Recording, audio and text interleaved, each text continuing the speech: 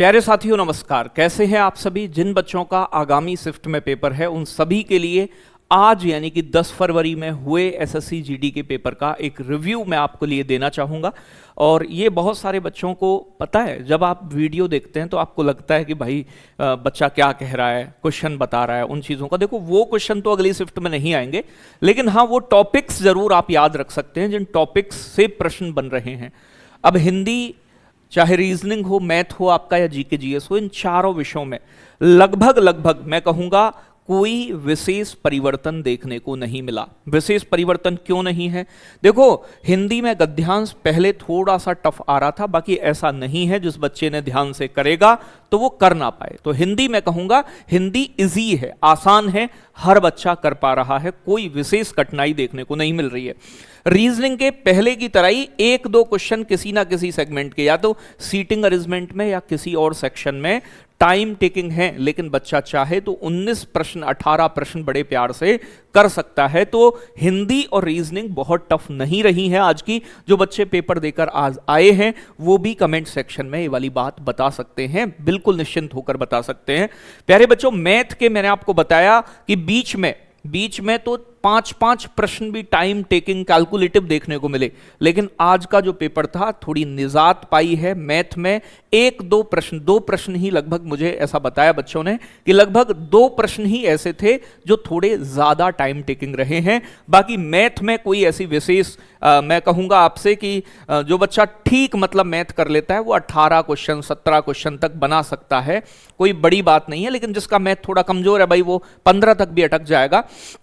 ठीक है, तो ये वाला मैथ का रहा। मैथ में वही LCM, HCF, CI, SI, percentage, यहां से प्रश्न बार बार रिपीटेडली पूछे जा रहे हैं, तो ये सेगमेंट थोड़ा कवर करके जाओ। हिंदी में वही आपके विलोम शब्द, मुहावरे, अनेकार्थी शब्द जो है बेटा, ये सब चीजें आ रही हैं। रीजनिंग ओवरऑल आ ही रहा है, सीटिंग अरेंजमेंट आ रहा है उलझाने के लिए।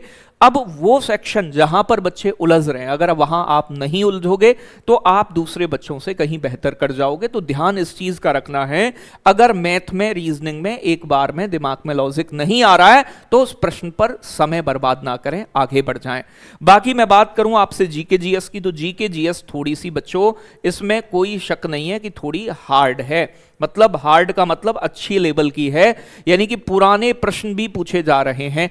अब कोई प्रश्न 2019, 20, 21, 22 का पूछा गया है तो वो स्टैटिक बन जाता है कि कोई खेल कहां हुआ था, कोई चीज कहां हुई थी, या फिर किसे पद्म श्री मिला था, पद्म भूषण मिला था। तो पुरस्कार हैं, जैसे आपके योजनाएं हैं, पंचवर्षीय योजनाएं, या करंट की जो आपकी पुरानी योजना है 2020 की 19 की, उन योजनाओं से भी प्रश्न बन रहे हैं। तो वो चीजें थोड़ी ध्यान रखने वाली हैं। जैसे जनगणना से प्रश्न बहुत आ रहा है, पंचवर्षीय योजनाओं से आ रहा है, नृत्य उत्सव महोत्सव पूछे ही जा रहे हैं, पॉलिटी के प्रश्न लगातार बन ही रहे हैं। तो इन चीजों का रिवीजन अगर आप बेहतर करते हो तो कहीं ना कहीं आप मतलब थोड़ा फायदा पा सकते हैं इस चीज में कि ये टॉपिक्स हैं कुछ महत्वपूर्ण। और मैंने कई बार बताए भी है कि बच्चों इन टॉपिक्स, शास्त्रीय नृत्य उनके कलाकार, वाद्य यंत्र उनके वादक, और करंट की नियुक्तियां, करंट के अवार्ड, प्यारे बच्चों जितने भी हैं, शॉर्ट वीडियो मैंने बनाई हुई हैं, उन वीडियोस को भी देख लोगे। खेल खिलाड़ी वाला टॉपिक बहुत महत्वपूर्ण है। करंट के जितने भी लास्ट में पद्म भूषण, पद्म श्री, पद्म अवार्ड मिले हैं, इन अवार्ड को याद करके जाइएगा कि किस क्षेत्र में किसे मिला है। यहां से भी प्रश्न बेटा बहुत पूछे जा रहे हैं। तो ये सभी चीजें हैं जिन्हें आप थोड़ा सा ध्यान देकर करोगे तो मतलब चीजें और 2-4 नंबर इंक्रीज कर सकते हैं इन टॉपिक्स को पढ़कर।